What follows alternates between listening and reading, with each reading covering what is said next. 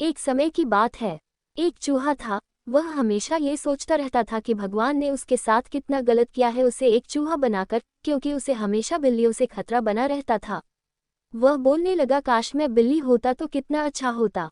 ये सुनकर भगवान को चूहे पर दया आ गई और भगवान ने उसे एक बिल्ली बना दिया। बिल्ली बनने के बाद वह बहुत खुश हुआ, लेकिन कुछ समय बाद वह कुछ कुत्तों से डरने लगा।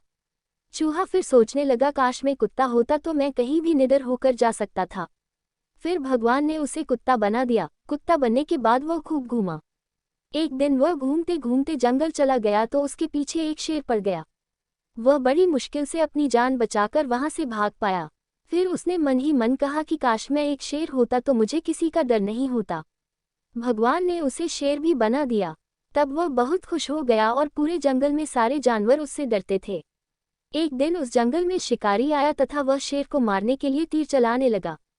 उस तीर से बचने के लिए वह गुफा की ओर भागा और वहीं छुप गया। फिर उसने सोचा कि यह भी कोई जिंदगी है, काश मैं मनुष्य होता। इस बार भगवान को उस पर दया नहीं आई और उन्होंने उसे फिर से चूहा बना दिया। भगवान ने उस चूहे से कहा, मैं तुम्हें कुछ भी बना दूं पर तुम रहोगे तो चूहे ही। इस कहानी से सीखने योग्य बातें।